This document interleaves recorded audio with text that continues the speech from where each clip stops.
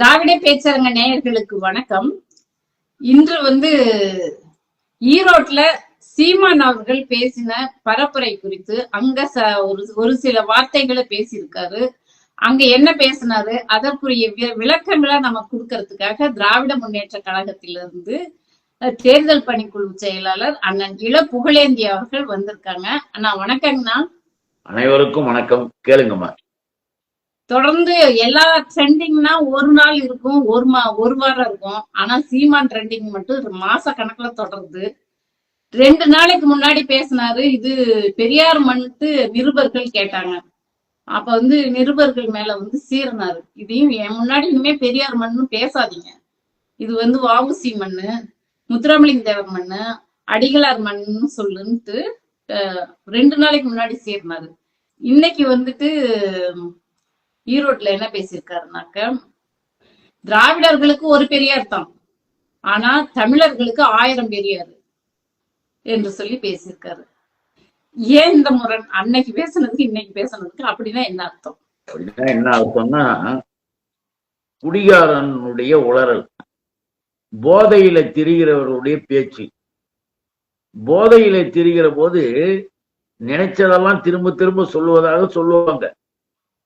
இவன் எந்த போதையில இருக்கிறான்னு நமக்கு தெரியாது. ஏன்னு கேட்டீங்கன்னா, நடைபெற போவதும் நடந்து கொண்டிருப்பதும் எல்லாமே இன்றைய காலத்திற்கு நடைபெறுகின்ற ஒரு தேர்தல், சட்டப்பேரவை தேர்தலை இன்றைய பிரச்சனைகளை குறித்து, இன்றைக்கு இருக்கு நாங்க இப்படி இருப்போம், நாங்க அப்படி இருப்போம், இல்ல உன்னால முறையாக ஒரு குற்றச்சாட்டை நிரூபிக்க முடியும்னா அதை நிரூபிச்சு அதாவது பேசி மக்கள்கிட்ட ஓட்டு கேட்கலாம். எதுக்குமே தகுதியே தரமே இல்லாதவன் ஒரு தெருவோரத்துல ராத்திரி பகலா குடிச்சுட்டு கிடக்கிற ஒரு பிச்சைக்கார நாய் குலைக்கிற மாதிரி இவன் தேவையில்லாமல் ஐயாவை பற்றி, திராவிடத்துக்கு ஒரு பெரியார், தமிழ்நாட்டிற்கு நாங்கள் 1000 பெரியார் வச்சிருக்கோம், பெரியார் என்பதே கூடாது என்பவன் தமிழ்நாட்டில் மட்டும் 1000 பெரியார் எங்ககிட்ட இருக்காங்கன்னா இவன் என்ன சொல்ல வரான்? ஐயாவை இவனாலும் மறுக்க முடியல. இவன் கூட திட்டணும்னு நினைச்சா கூட இவனை அறியாமலேயே அவருடைய உயர்வு வருது, அவருடைய சிறப்பு வெளியே வருது. பாருங்க, அதுதான் முக்கியம். ஏன்னு கேட்டீங்கன்னா, யாராலும் நினைக்க முடியாத அளவிற்கு தன்னுடைய வாழ்வை தியாகமாக அமைத்து கொண்ட மாபெரும் தலைவர் பெரியார்னு நாம மட்டும் சொல்லல, அவருடைய பகுத்தறிவு தொண்டர்கள் மட்டும் சொல்லல, உலகமே ஏற்றுக்கொண்ட ஒரு நல்ல சிந்தனையாளர். ஆனா இவன் போய் அவரை அவர் பேசின கருத்துக்கு இப்படி கூட எடுத்துக்கலாம் இல்லைங்களா? இப்ப திராவிடர்கள்னா பெரியார் ஒருத்தர் மட்டும்தான், ஆனா தமிழர்களா பார்க்கும்போது ஒவ்வொருத்தரும் பெரியாருன்ற மாதிரி எங்களுக்கு 1000 பெரியாரு அப்படி கூட சொல்லியிருக்கலாம் இல்லைங்களா? தமிழர்களை பார்க்கும்போது ஒவ்வொருவரும் பெரியார், 1000 பெரியார்னா அவனை அறியாமலே இது பெரியார் மண்ணுன்னு ஒத்துக்கிறான். இந்த பெரியார் மண்ணு, பெரியார் காற்று, பெரியாருடைய நிலம், இந்த பெரியார் நிலையில் பெரியாருடைய அந்த தத்துவார்த்த ரீதியாக மக்கள் வாழ்கிறார்கள். அதனுடைய அடிப்படையில இந்தியாவையே வாழ வைக்கிற ஒரு நிலை வந்துடுச்சு. அப்படின்றத நாம புரிஞ்சுக்கணும். அதனாலதான் நான் சொன்னேன், திட்டணும்னு நினைச்சா கூட அவரை இவரால் திட்ட முடியல. பாருங்க, இவன் எதை வேணாலும் எப்படி வேணாலும் பேசக்கூடிய ஒரு மோசடி பேர் வழி, ஒரு காயலாங்கடை சாமா அப்படின்னு நம்ம சொல்றோம். இப்போ திருமாவளவன் பேசியிருக்காரு, சீமான் பிஜேபியோட கொள்கை பரப்பு செயலாளராகவே செயல்படுகிறார் என்று சொல்லியிருக்கிறாரு. எதனால அப்படி சொல்றாரு அவரு? எதனால அப்படி சொல்றாருன்னா, பிஜேபி RSS காரர்கள் என்ன சொல்லணும்னு நினைக்கிறாங்களோ அதை சொல்லிட்டு இருக்காரு. அவர்களுக்கு தமிழ்நாட்டில் திராவிட இயக்கத்தை எதிர்க்கணும், தந்தை பெரியாரை, அறிஞர் அண்ணாவை, முத்தமிழறிஞர் கலைஞரை, இன்றைக்கு நடக்கின்ற திராவிட மாடல் அரசை, நம்முடைய முதல்வர் தலைவரை, தளபதியை, எல்லாவரையும் அவனுக்கு எதிர்த்துக்கிட்டு இருக்கிறான். தமிழும் அவனுக்கு பிடிக்காது, தமிழர்களையும் பிடிக்காது, இந்த தமிழ்நாட்டினுடைய நல்வாழ்க்கையும் பிடிக்காது. அதனால அவன் என்னென்ன பிளான் பண்ணி எதை செஞ்சுக்கிட்டு இருக்கிறான்னு எல்லாருக்கும் தெரியும். ஆக ஒட்டுமொத்தமாக தமிழ்நாட்டினுடைய நலத்தை வளத்தை கெடுக்கிற நிலையில அவன் இருக்கிறான். ஆனா அவனுக்கு இங்க டைரக்டாக ஒரு குரலாக யார் இருக்கிறது? இப்ப அவன் நினைக்கிறதெல்லாம் பேசுறது யார்? இப்ப இந்த தேர்தலுக்கும் ஐயாவுக்கும் என்ன சம்பந்தம்? பெரியார் பேரை சொல்லி, பெரியார் பேரை கேட்டு இவனை படிக்க வச்சாரு, இவன் புள்ள குட்டிகளுக்கு விளக்கு கொடுத்தாரு, இவருடைய வாழ்க்கையில இவனுடைய மகளிருக்கு, இவங்களோட பெண்களுக்கெல்லாம் சொத்துரிமை கொடுத்தாரு. இன்னும் கூட சேர்ந்தா அவர்கள் கல்வி நிலையில் உயர்வதற்காக மகளிர் கல்லூரியை தன்னுடைய நிலைப்பாட்டில் இருக்கக்கூடிய அறக்கட்டளையின் மூலமாகவே தொடங்கினாரு.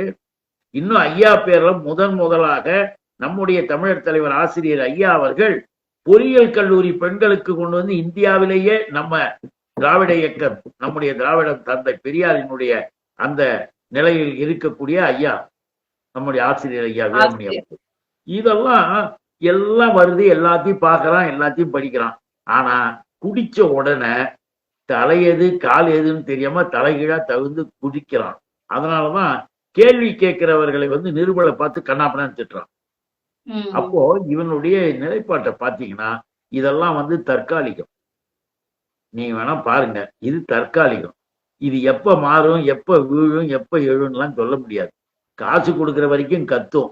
அதனால்தான் நம்முடைய விடுதலை சிறுத்தை கட்சியினுடைய தலைவர், நம்முடைய அன்பிற்கும் பாசத்திற்கும் உரிய அருமை சகோதரர் திருமா அவர்கள் மிக தெளிவாக அதெல்லாம் வந்து குரலே பிஜேபி குரலு, அது RSS குரல்னு அடிச்சுட்டாரு.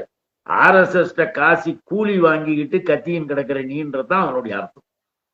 சரி, நான் இப்போ இவர் மேல இவ்வளவு புகார், இவ்வளவு கம்ப்ளைண்ட் சொல்றீங்க, இந்த மாதிரி போலியா கட்டுக்கதைகளை சொல்றாரு என்று சொல்லி அந்த பிரபாகரன் இவங்க போட்டோ எல்லாம் கூட போலியானதுன்னு இப்போ ஒவ்வொருத்தரும் வந்து சொல்றாங்க.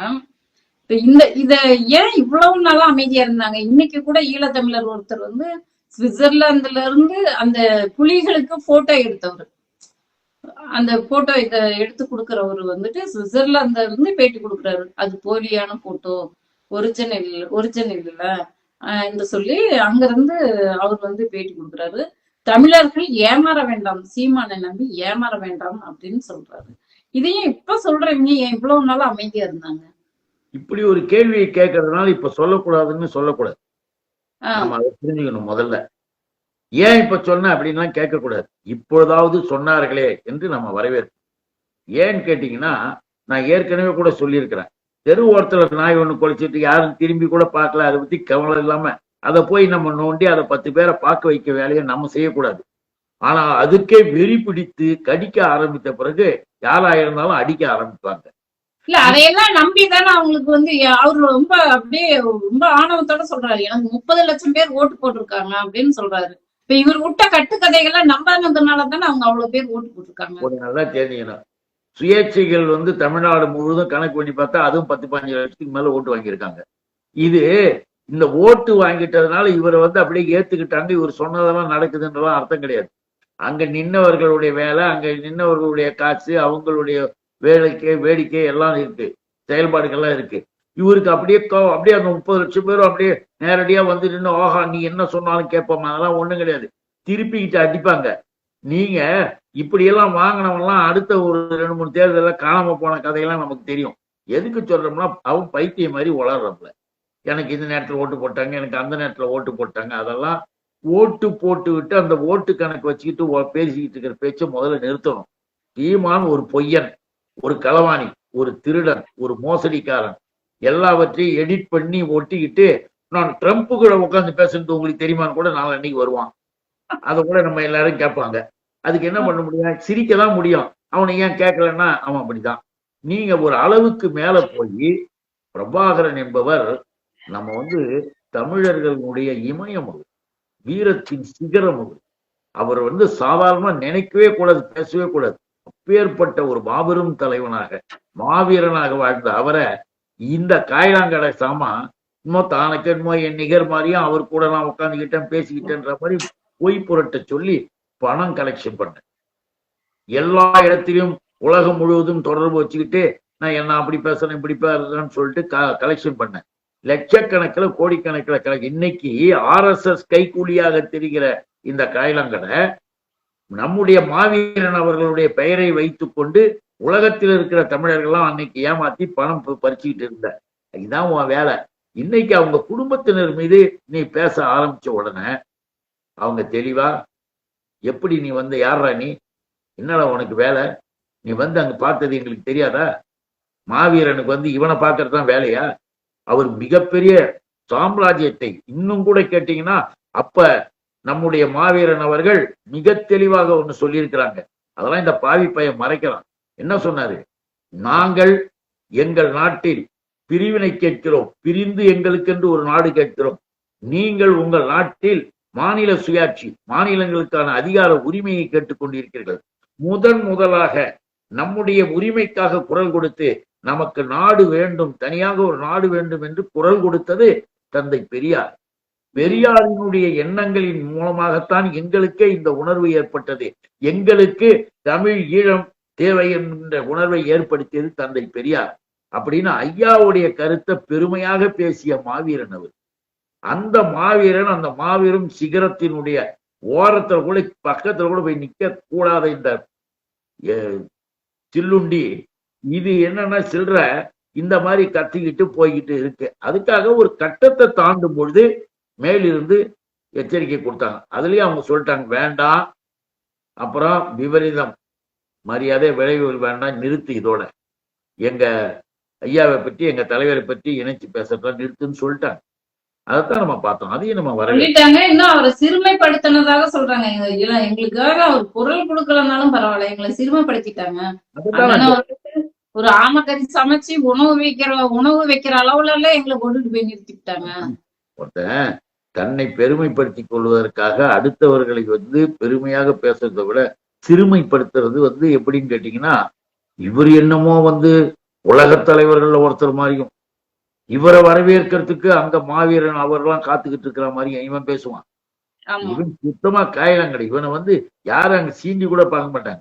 போய் அங்க நின்னுங்கன்னு பிரிஞ்சுங்கன்னு பாத்துக்கிட்டு எங்க இவன் தன்னை எப்பொழுதும் உயர்த்தி கொண்டு கற்பனை உலகத்துல வாழறவன், அவ்வளவுதான். கற்பனையிலேயே வாழ்க்கை. சொன்னா பாருங்க, நிறைய மேத கையை நீட்டி பேசுறிய, உனக்கு அறிவு இல்லை அப்படின்னு மற்றவனை கேட்கிறானா, நாம கேட்கிறோம். முட்டாள் மடையா, என்ன பேசுற நீ? எனக்கு 3 மாசம் பதவி கொடுங்க, கலைஞர் உட்கார்ந்த பதவியை நான் தமிழீழத்தை பெற்று காட்டுகிறேன்னு சொன்ன முட்டாள் இவனுக்கு மாநிலம் தெரியுமா? மாநில அரசாங்க அதிகாரம் தெரியுமா? அரசியலமைப்பு சட்டத்தில் இருக்கக்கூடிய நிலைப்பாடுகள் புரியுமா? ராணுவம்னா என்ன, போலீஸ்னா என்ன, ஒண்ணுமே தெரிந்து கொள்ளாமல், ஒண்ணுமே புரிந்து கொள்ளாமல் எதிரில் இருக்கிற அப்பாவி இளைஞர்களை ஏமாற்றுகிற விதமாக அன்னைக்கு பேசணவன் தான் இவன். அதே பாணியை இன்னைக்கு பேசிட்டு வரான். அதுக்காக தான் சொல்றோம், இப்படிப்பட்ட நபர்கள் தாங்கள் வாயால் தாங்களே கெடுவார்கள், தங்களை தாங்களே சுட்டுக் கொள்வார்கள். அதுதான் இப்ப நடந்துகிட்டு இருக்கு, நடக்க போகுது. சரிங்கண்ணா. அவங்க கட்சியில இருந்து நேத்து கூட மேட்டூர்ல இருந்து 500 பேர் விலகி இருக்காங்க, சாரசாரையா விலகிட்டு இருக்காங்க. இந்த பேச்சு அவங்களையும் ஏத்துக்கல போல. உண்மை புரிய ஆரம்பித்த விட்ட உடனே யாருமா அங்க நாம நம்பினதெல்லாம் பொய் அப்படின்னு தெரிஞ்ச உடனே யாரு அங்க இருப்பாங்க? எதிர்காலத்துல நமக்கு நம்ம இனத்திற்கே ஒரு பெரிய விடிவுன்னு நினைச்சுக்கிட்டு போனவங்க எல்லாம், ஐயோ இனத்திற்கே இது ஒரு முடிவுடா அப்படின்ற கதை வந்த உடனே எப்படி அங்க இருப்பாங்க? எல்லாரும் உண்மையானவர்கள், அவங்க உணர்வுபூர்வமாக இருந்தாங்க. இவனுடைய பேச்சில ஏமாந்தார்கள். அப்புறம் தான் தெரியுது, காசுக்காக, தன்னுடைய சுற்று நிலைகளை உயர்த்தி கொள்வதற்காக, உலகத்தை சுத்தி அங்கங்க இந்த சிற்றின்ப போதைகள்ல திரிவதற்காகவும் முழுவதும் போதை வயப்பட்டு உளறுவதும் தெரிஞ்சு போச்சு. தெரிஞ்சு போன உடனே நவுந்துகிட்டு இருக்காங்க. பக்கத்துல 2 பேரை நிக்க வச்சுக்கிட்டு பெரிய ஸ்டைலா பேசி அவங்க மூஞ்ச பார்க்க வேண்டியது, சிரிக்கிறாங்களா முறைக்கிறாங்களான்னு. இப்படி ஒரு ஆக்டர், ஒரு ஆக்டர், தட்ஸ் ஆல், அவ்வளவுதான். நல்லதுங்கண்ணா. சீமான பத்தி புட்டு வச்சீங்க. நன்றிங்கண்ணா. நன்றி, வணக்கம். வணக்கம்.